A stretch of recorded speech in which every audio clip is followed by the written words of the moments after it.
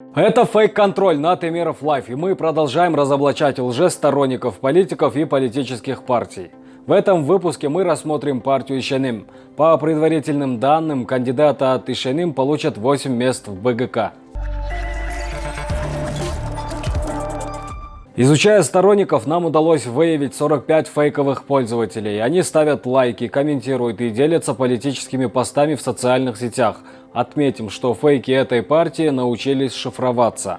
Алтынай Рахатбекова, она делится публикациями кандидата от партии Ишеним Азамата Болотова. С помощью стороннего приложения она изменила внешность на фотографиях, при том, что сами фотографии не ее.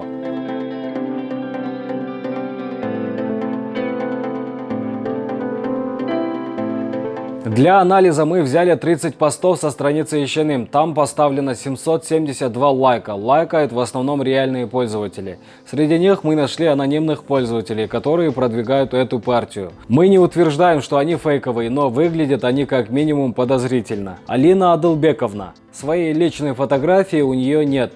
Судя по ее профилю, она СММ-специалист и продает одежду, посуду, лекарства и косметическую продукцию. Батыр Батыралиев в предвыборной агитации в БГК продвигал партию Ишеним. Изучая его страницу, можно увидеть, как он ранее продвигал другие партии. В марте этого года поддерживал Атаджурт Кыргызстан, а в конце того же месяца начал делиться публикациями со страницы Иман Нуро.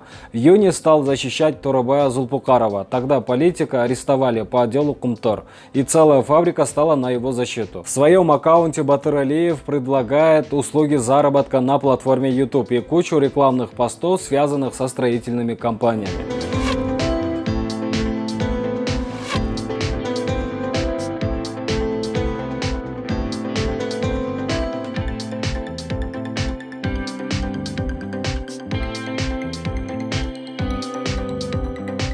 Гульзина Маматкасымовна. На ее странице нет никакой информации о себе. Один из ярких сторонников Ишеним. В течение дня она посвящала им от 5 до 18 постов. Сейчас она активно продвигает партию Атаджурт.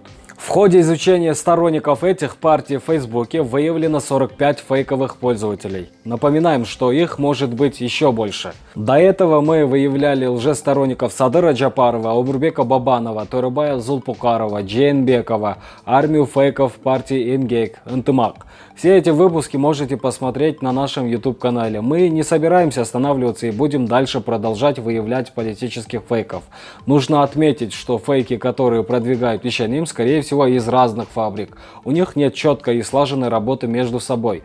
Фейки и тролли пришли за определенным политиком. На этом у меня все. До новых встреч!